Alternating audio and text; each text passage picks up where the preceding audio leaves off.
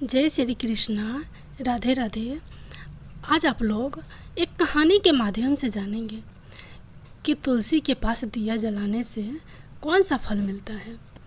एक बार माता लक्ष्मी भगवान विष्णु से पूछती हैं, हे स्वामी, तुलसी के पास दीपक जलाने का क्या महत्व है और रोज़ शाम को तुलसी के पास दीपक क्यों जलाया जाता है? इससे मनुष्य को कौन सा फल प्राप्त होता है? तुलसी के पास दीपक जलाने की विधि क्या है तथा दीपक जलाते समय कौन से मंत्र का उच्चारण करना चाहिए? कृपया आप मुझे विस्तार से बताइए। तब भगवान विष्णु कहते हैं, हे देवी, आज आपने समस्त मानव जाति के कल्याण के लिए बहुत ही महत्वपूर्ण प्रश्न किया है। आपके इस प्रश्न का उत्तर देने से पहले मैं आपको एक प्राचीन कथा सुनाता हूँ, जिससे आपको सभी प्रश्नों के उत्तर मिल जाएंगे। इसलिए आप इस कथा को ध्यानपूर्वक सुनिए। इस कथा को ध्यान से पूरा सुनने मात्र से ही मनुष्य को 100 वर्षों तक तुलसी के पास दीपक जलाने का पुण्य प्राप्त होता है। फिर माता लक्ष्मी कहती हैं, हे स्वामी, मैं इस कथा को सुनने के लिए उत्सुक हूँ। कृपया आप इस कथा को सुनाना शुरू कीजिए। तब भगवान विष्णु माता लक्ष्मी को वह कथा सुनाने लगते हैं। हे देवी, पूर्व काल की बात है।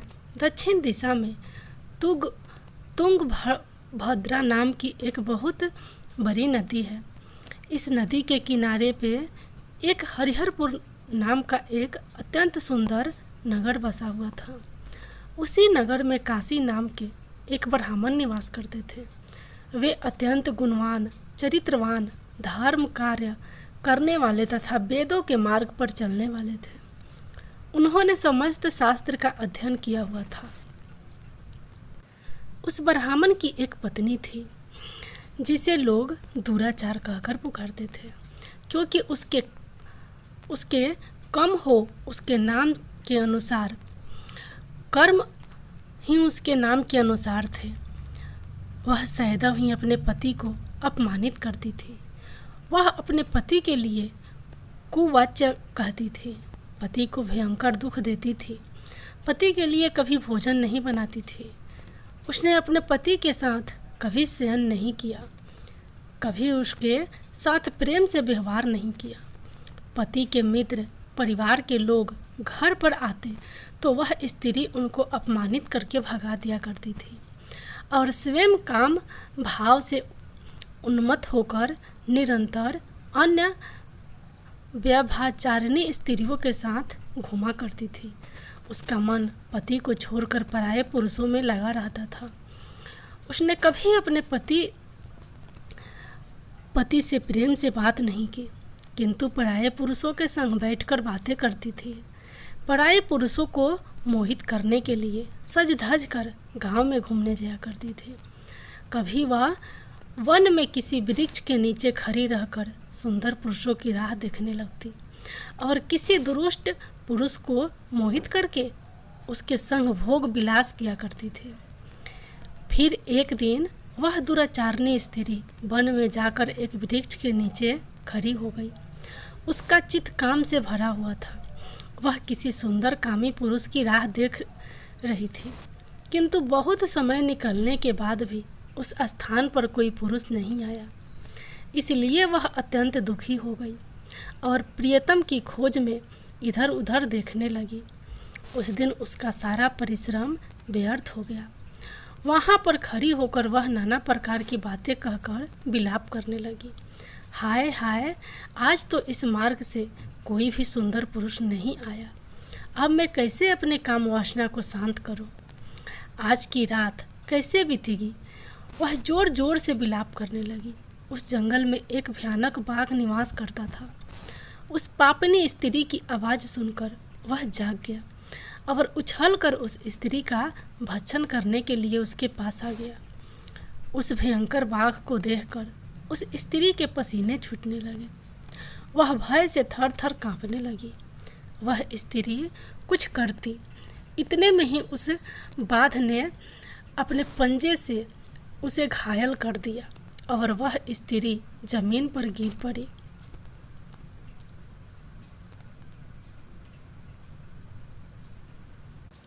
जमीन पर गिरते ही वह स्त्री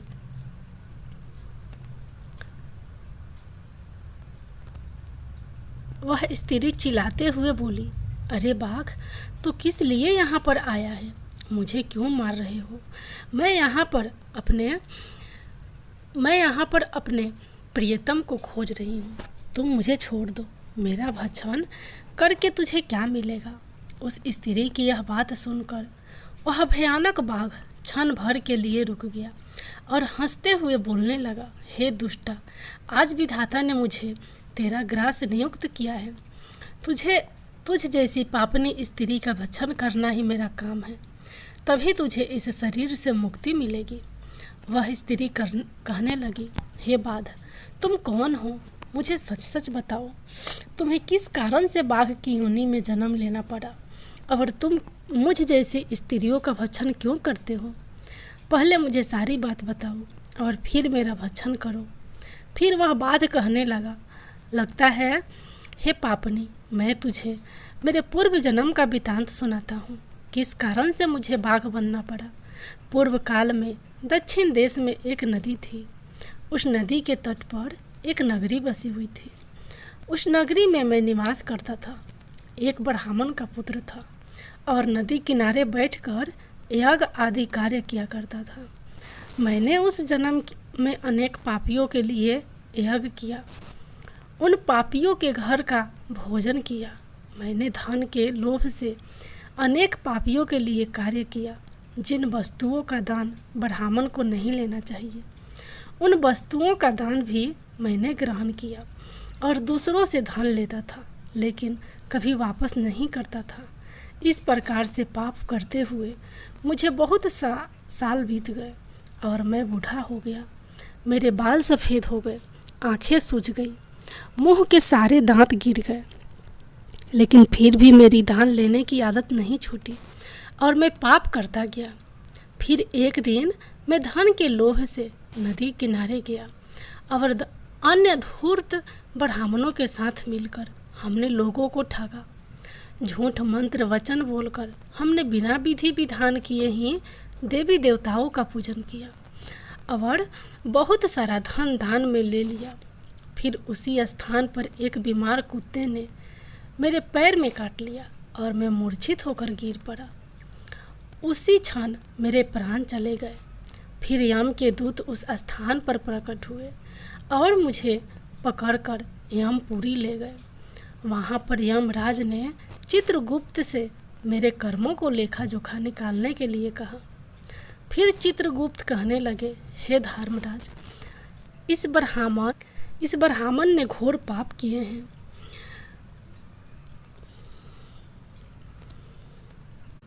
इसने दूसरों से झूठ कहकर धन लूटा है, विधि विधान से पूजा ना करके झूठ मंत्र बोलकर भगवान का अपमान किया है, इसलिए यह पापी ब्राह्मण केवल नरक जाने के ही योग है। फिर यमराज ने अपने दूतों को आदेश देकर मुझे नरक की अग्नि में डाल दिया। अनेक वर्षों तक नरक की सजा भोगने के बाद मुझे बाघ का शरीर प्राप्त हुआ और मैं इस दुर्गम वन में निवास करने लगा। मैं अपने पूर्व जन्म के पापों को याद करके कभी महात्मा साधु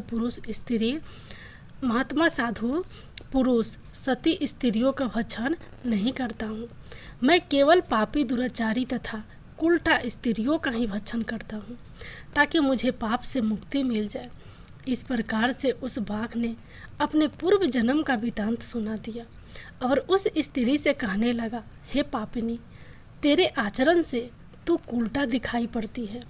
अपने पति को छोड़कर तू इस वन में अन्य पुरुषों के साथ भोग विलास करने के लिए आई है, इसलिए आज तू मेरा ग्रास अवश्य बनेगी।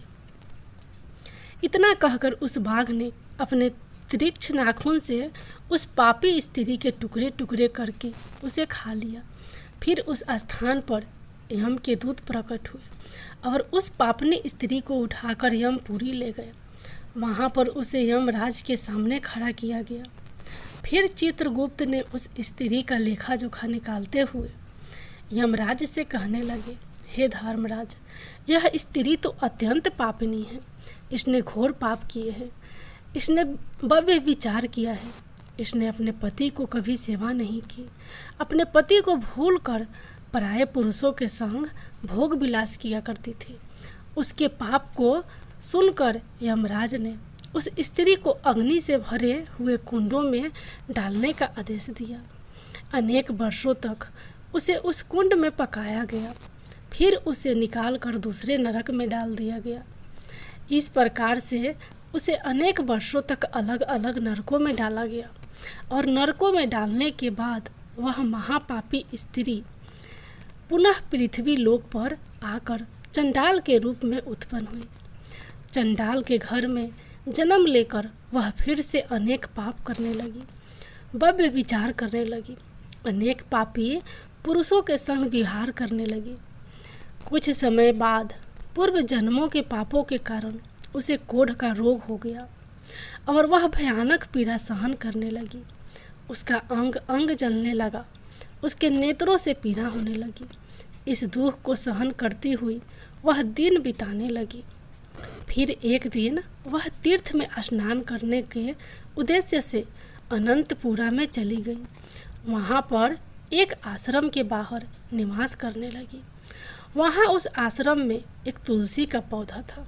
अन्य स्त्रियों को वहाँ पर तुलसी के पास दीपक जलाते हुए देखकर उस पापी स्त्री ने भी वहीं किया करती। उसने तुलसी के पौधे के पास एक दीपक जला दिया करती थी। फिर उसी रात हृदयघात से उसकी मृत्यु हो गई और यमराज के दूत उसे ले जाने के लिए वहाँ पर प्रकट हुए। जैसे ही यम के दूत उस पापी स्त्री को पास में बांध कर ले जाने लगे, तभी भगवान विष्णु के 2 पार्षद उस स्थान पर प्रकट हुए और उन्होंने उन दोनों को रोक लिया और कहने लगे, हे दूतों, इस स्त्री को तुम छोड़ दो। यह स्त्री नरक जाने के योग नहीं है। तुम किसके आदेश से ऐसा अधर्म कर रहे हो? फिर यम के दूत कहने लगे, हे पार्षदों, हम यमराज के आदेश से इस पापी स्त्री को उठाकर ले जा रहे हैं, किंतु आप हमें किस कारण से रोक रहे हैं? यह स्त्री अत्यंत पापी है, इसे नरक ले जाने की आज्ञा मिली है। फिर पार्षद कहने लगे, हे दूतों, यह स्त्री तो विष्णु भक्त है, यह नरक जाने योग्य नहीं है। इसने शाम को तुलसी के पास दीपक जलाया है, इसी कारण से इसके समस्त पाप नष्ट हो गए हैं, इसलिए अब यह नरक जाने के योग नहीं है। यह स्वर्ग जाने की अधिकारी बन चुकी है।